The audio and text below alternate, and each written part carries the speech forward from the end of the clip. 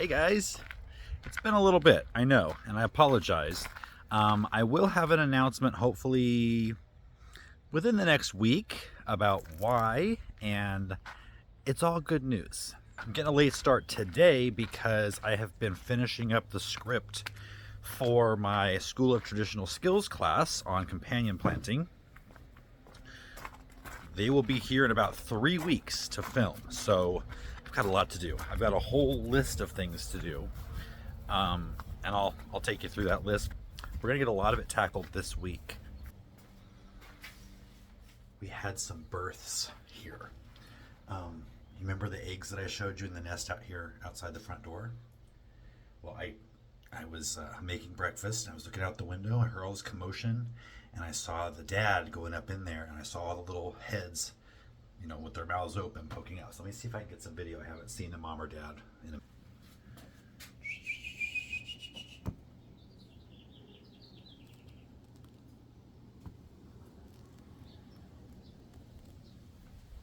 Could you see them? I won't know till I edit this. I have seen the mockingbirds. If you watched the last video, I told you that the previous owner of this house said that the mockingbirds would come and get the babies. Really hoping that doesn't happen. So I know everybody's been waiting for an update on Otis and Ollie. Here they are. Good morning, boys. Good morning, boys. You spilled your water over. How you doing this morning? You look taller already. Look at them in their dapper collars. Oh yes, you too. You too. Sit. Good girl. Good girl, Bella. Good girl. So this morning when I was taking Noah to school, I'm going to put a picture in here because it was the cutest thing ever. I think that Daisy and Bella are finally friends. We had to stop the car and I had to get the camera out and take a picture. That was really good to see. So we have been prepping the pasture for the lambs. They're still in the dog kennel right now. We have let them out a couple of times on a lead, kind of like we did with Daisy. This was getting really overgrown with weeds, and as you can see, they kind of munched most of them all back. But we're getting close to the time where we're going to put them out in the pasture with Daisy. I've been leaving Bella out in the pasture, although she can get out. My friend Joel came over again last weekend, and we put wire, the welded wire, the whole length of this, because obviously the lambs were going to get through without it. And they'll be starting out in the corral, and so we already had the wire on the corral, but at the bottom it was able, you know, Daisy had kind of pushed it out, and the lambs would be able to go under it even though Daisy couldn't. So we put some 2x4s all along the bottom, and then with the gates I had to add on 2x4s on the side so that we could keep that tight there across the bottom. I did both gates like that, and it's also helping to reinforce the gate as well, which right now has been open all the time. I'm just letting Daisy have, you know, her pick whether she wants to be in here or out in the pasture. Hey Daisy, how you doing? How you doing, baby? Oh, that's a good girl. Need to do some fly spray, huh? A little bit of fly spray. I know you don't like it though. Hi Bella. Hi Bella. Not sure what happened to Bella's doghouse up here. It's falling down the hill. That's weird. I wonder if Daisy pushed it over like that. Oh, can you hear the boys? This thing needs to be taken apart. It was a waste of time. I'm glad I didn't spend any money on it. She hasn't used it one time as far as I can tell. Okay, okay. You want some food? You want to come out? Yeah, is that a yes?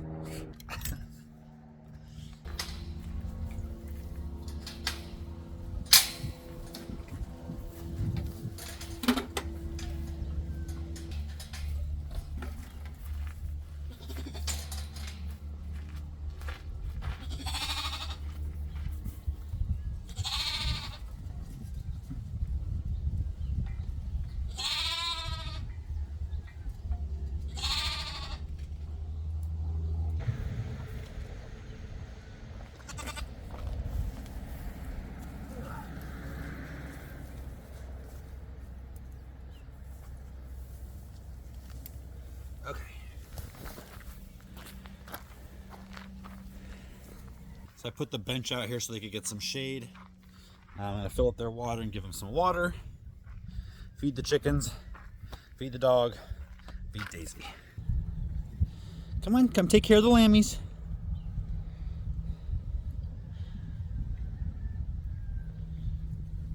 Bella. Come on. She's still timid around the lambs.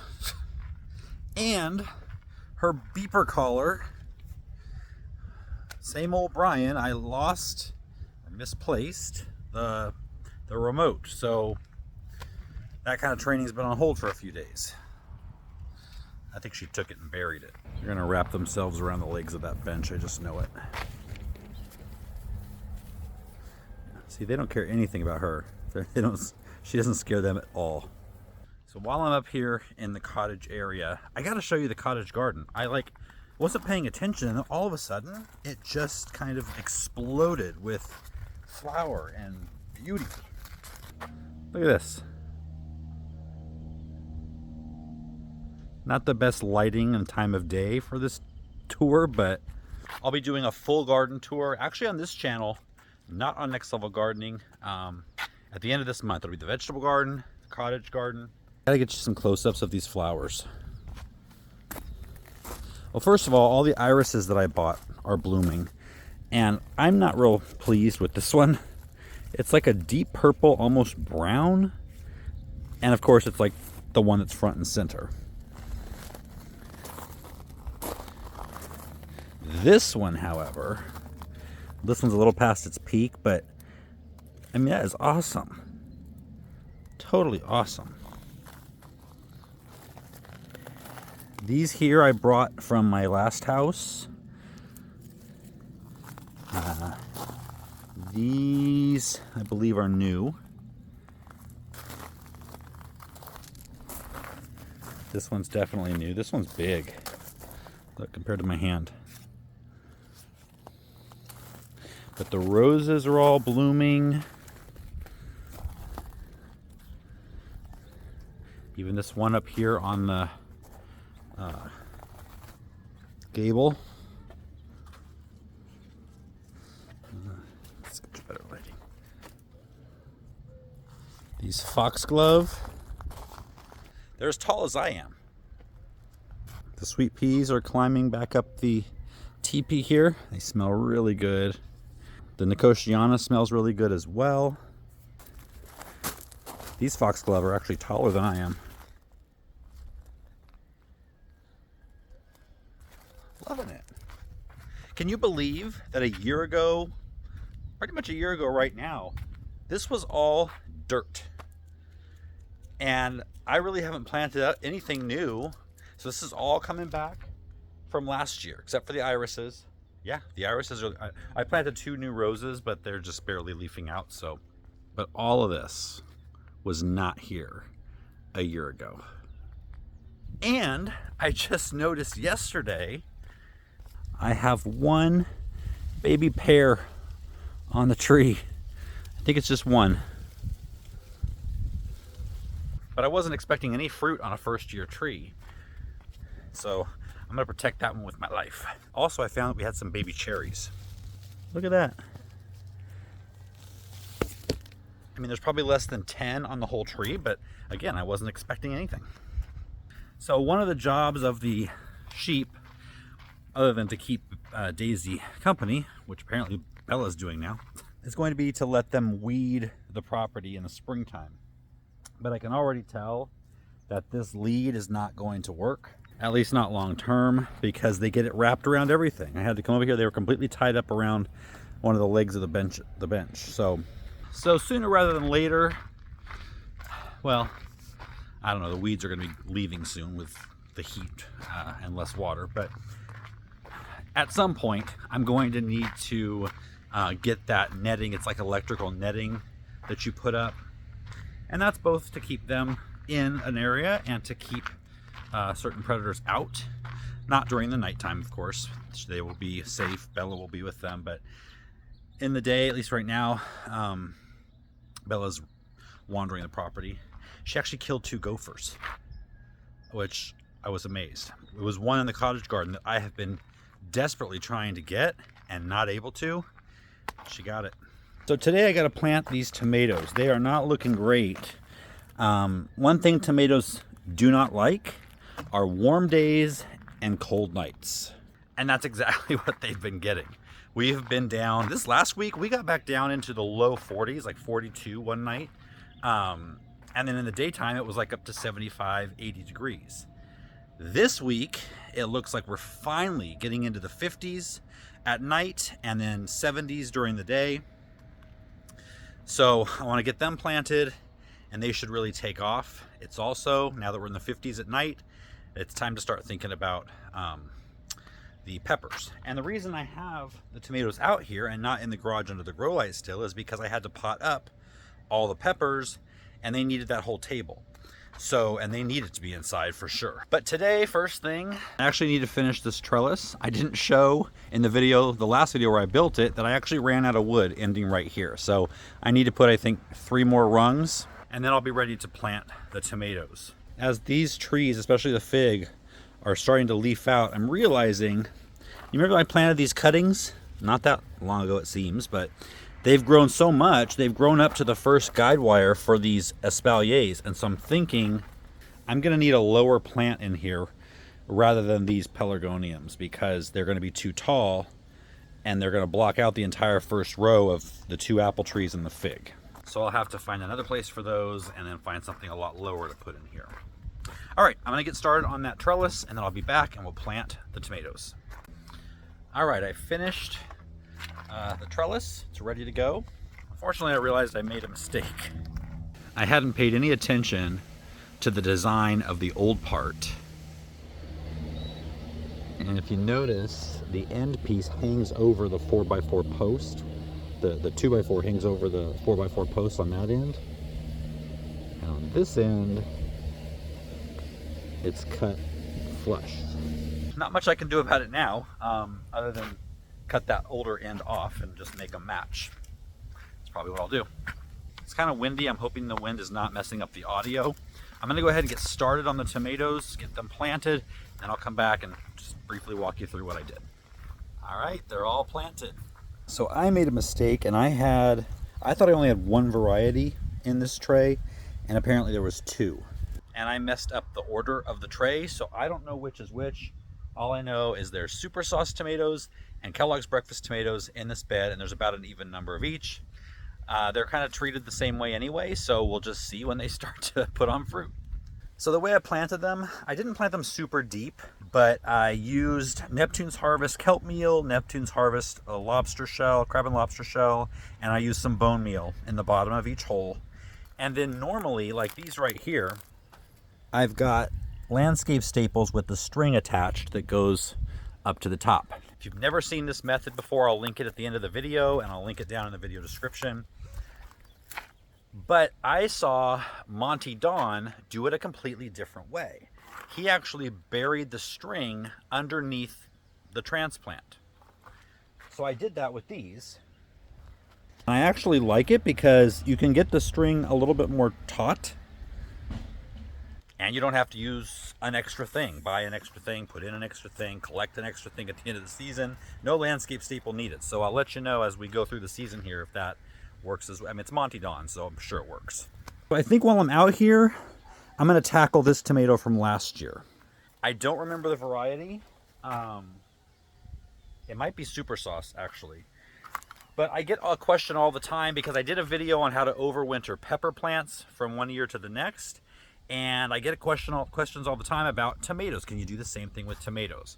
Well, we're gonna find out this year. This tomato has made it through the winter, barely, and it's starting to put on new growth. So I'm gonna look for, as low down as I can find, a side shoot coming off. And I'm gonna take everything else off, and I'm gonna train that one side shoot up a string, and we'll see what the production is. I'm hoping it is super sauce because then I have super sauce here next to it.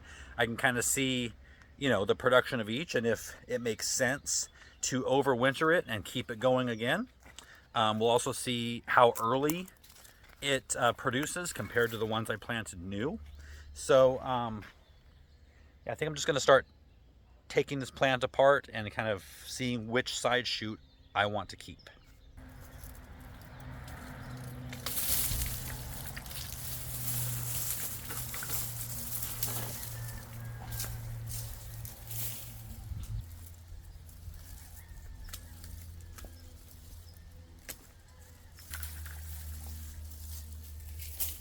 All right, so we've got a few choices here.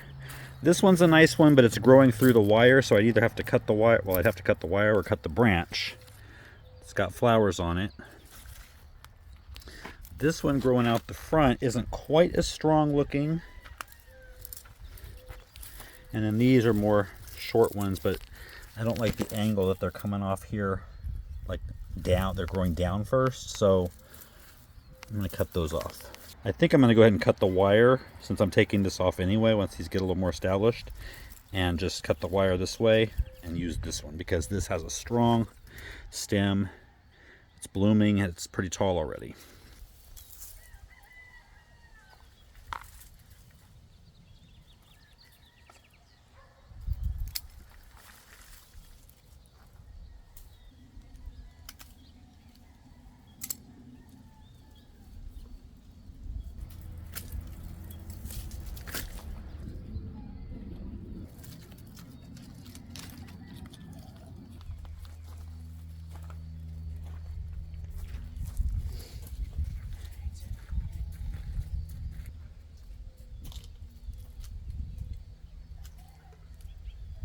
So I ended up leaving this one here. So it comes up from the ground. This one came out at a weird angle. It goes down and then up. So just in case this breaks off right here, I left this one so I can also train that up if needed. So it's a little weird looking right now, but I took all the side growth out and I'll just continue to wind this. Hopefully these will produce tomatoes in a short amount of time. All right, it's the next day. I'm gonna go get Ollie and Otis and put them out to graze over here in the Mediterranean area.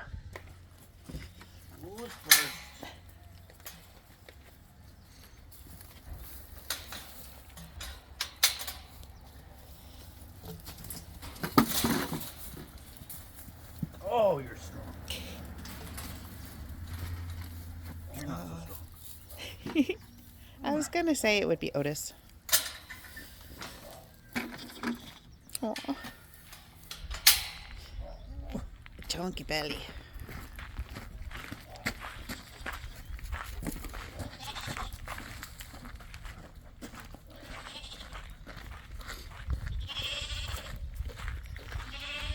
Aww.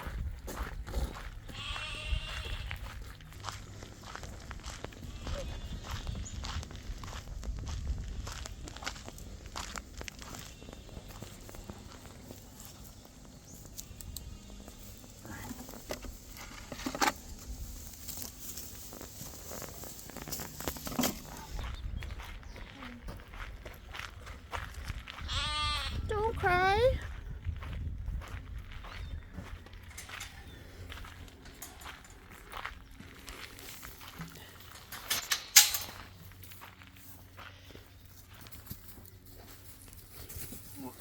Gotcha. You're softer than your brother. He's so cute. You're softer. Say hi. Hi.